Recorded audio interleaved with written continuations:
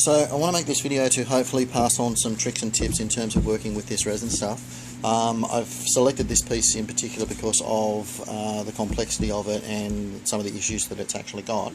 This piece, you can see where I've used the different types of resins to actually build up the unevenness of the surface. You can see there just a little yellowy bit, that's the original piece of resin. The white is the carbog type stuff that I've been using, and the grey is the two-part epoxy putty that I've been using. And you can see probably how uneven and dinted that was just by the colouring in that surface. The other thing obviously with this is that because I'm going to be using these as masters to make my new moulds, I need to pay a little bit more attention to, like if this was just going to be repaired and put into a finished piece, it wouldn't be that big a deal. We'd just putty these up and that'd be the end of it. But because these are going to be used for the making of the moulds, all these little tiny holes and everything else have to be spent a little bit more detail on.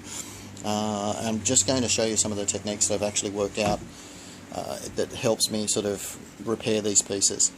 The first tip I'd say would be keep your waste material, or at least some of your waste material. This is the leg, or the lower leg piece, and you can see here where I've had to carve out quite a lot of it. It was very, very uneven on the inside here. I don't know why.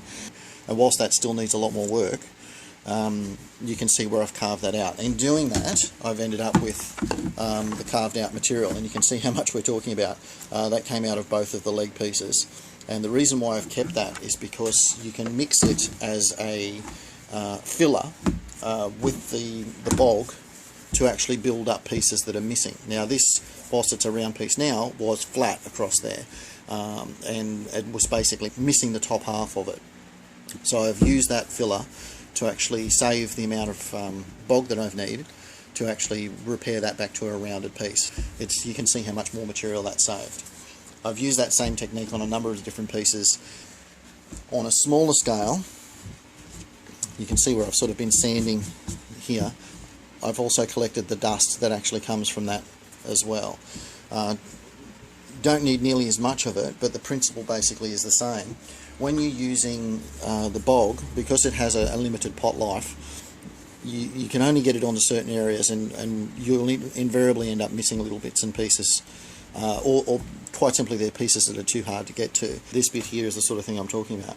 I want to get all those little holes fixed, but I don't want to get any bog into this area here.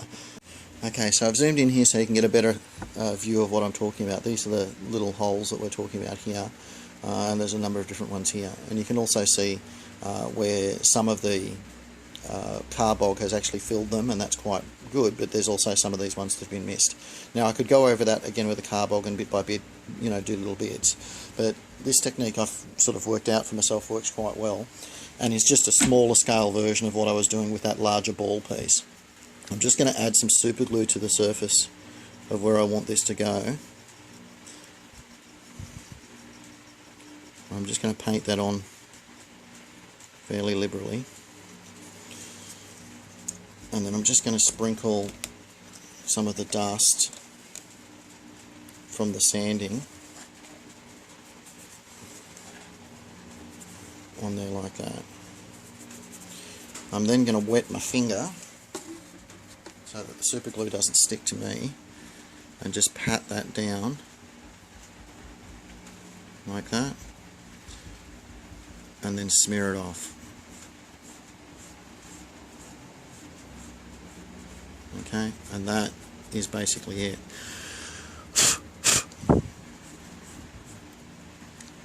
Now you can see that's quite rough there at the moment, but that's pretty close.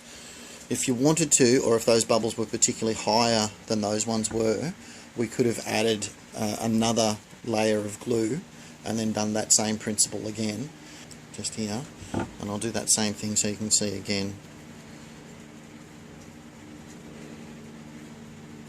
I think the biggest difference with this in particular, I have had instances where I've actually put the bog on and then sanded it back just to find that the holes are still there, and I think the difference is, I think the watery consistency of the super glue fills the little holes a lot better, whereas sometimes the bog can go over the top of the holes, and then when you sand it back you find that you've basically missed them.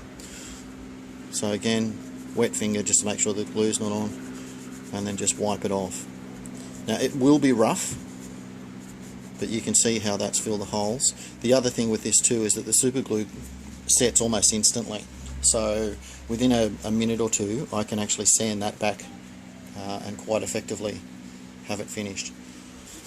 So once that's been sanded, you can see the difference that has actually made. You can see the colour difference there with that little hole, but that's now filled in, and that's the biggest difference that actually works. But yeah, the entire surface of this bloke, in spots and bits and all the rest of it, have to be done, so it's going to be a bit of time doing that. But the super glue technique works really nicely because it dries, as I said, almost instantly, and certainly fills in areas where, like in this little undercut area here, where you could push bog into there sort of thing, but then you'd be forever getting it out again. The super glue technique just basically leaves your edges nice and clean, and leaves a surface that's much easier to clean. You're not wasting material, and you're not having to remove a whole heap of stuff that you've just put in.